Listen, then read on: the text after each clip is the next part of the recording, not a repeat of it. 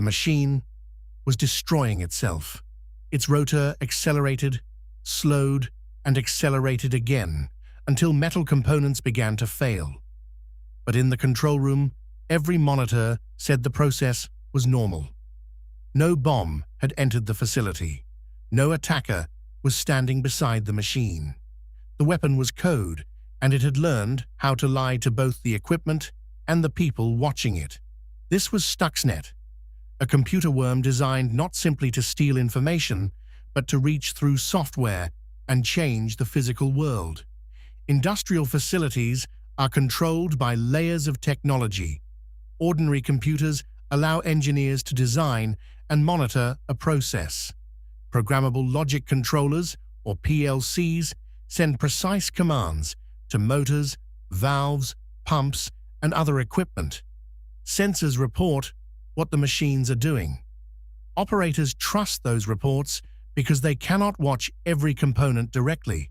That trust created the perfect hiding place. Stuxnet was discovered in 2010, but its design suggested that the operation had begun earlier. CISA documented that it used multiple previously unknown Windows vulnerabilities.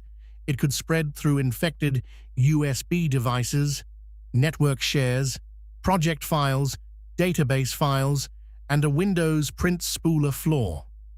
The USB route mattered because sensitive industrial networks are often isolated from the public internet. An air gap may block a direct online attack, but a removable drive can cross the boundary in a person's pocket. Once inside a Windows computer, Stuxnet did not attack every machine in the same way. It searched for Siemens industrial control software and for extremely specific configurations. Most infected computers were only part of the route.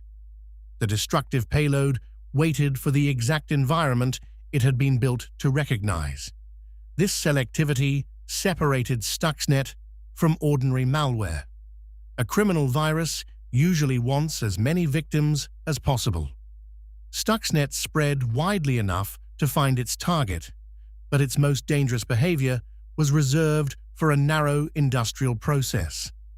According to a NIST framework describing the incident, the worm infected Windows systems, searched for Siemens Step 7 software, compromised programmable logic controllers, and manipulated the equipment those controllers operated.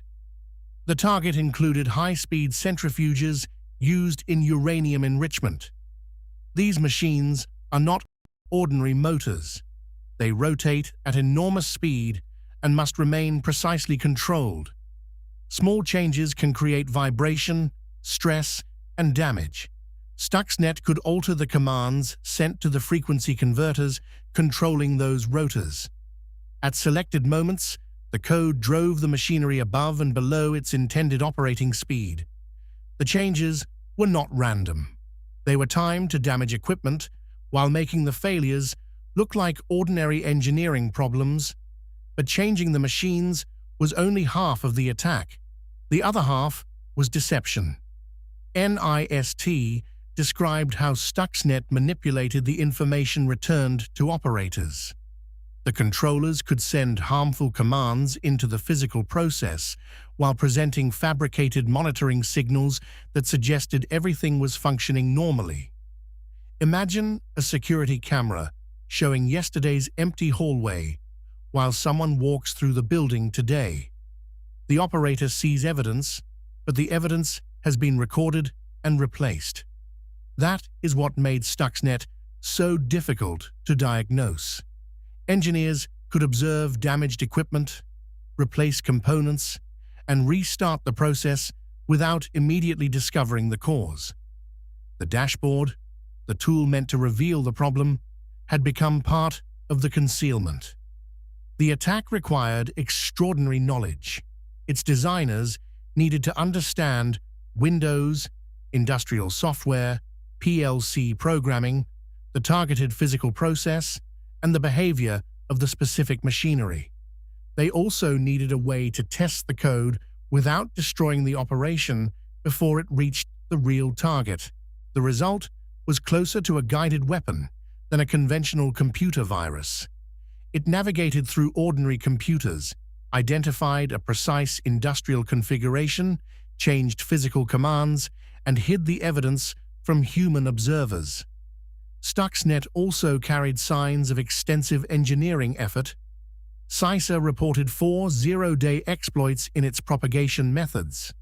A zero-day is a vulnerability that defenders do not yet have a patch for because the weakness was not publicly known. Using several in one operation is expensive and unusual. It suggests that reaching the target mattered more than preserving valuable attack techniques for future use. Once researchers began analyzing Stuxnet, the operation could no longer remain hidden. Security companies, industrial operators, governments, and software vendors studied how it moved and what it changed.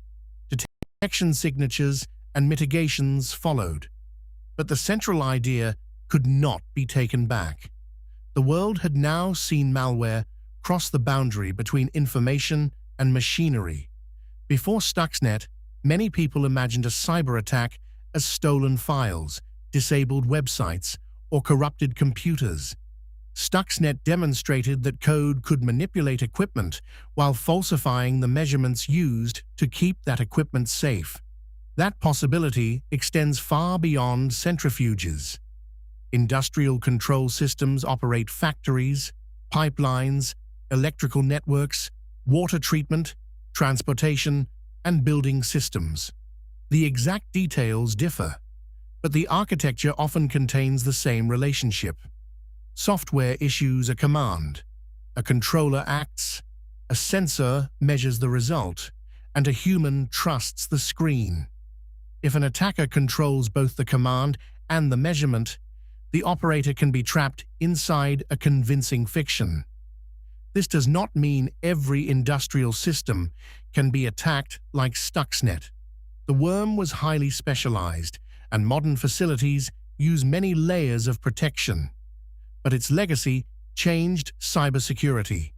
Engineers could no longer treat the business network and the physical process as separate worlds. A compromised laptop, project file, supplier, or USB drive might eventually influence machinery. Defenders responded by monitoring industrial commands, restricting removable media, separating networks, validating software, limiting privileges, and looking for differences between digital reports and independent physical measurements. The most important lesson is not simply that a USB drive can carry malware. It is that information can be weaponized when a machine depends on it. The centrifuge did not know it was being attacked. It received valid-looking commands from the controller designed to operate it. The engineer did not know the process had changed. The monitoring system displayed valid-looking information from the controller designed to report it. Every individual component appeared to be doing its job. The attack succeeded by changing the relationships between them. Stuxnet did not smash through a factory wall. It entered through trust, learned the language of the machinery, and made destruction look like normal operation. The machine destroyed itself because the system controlling it had been taught to lie.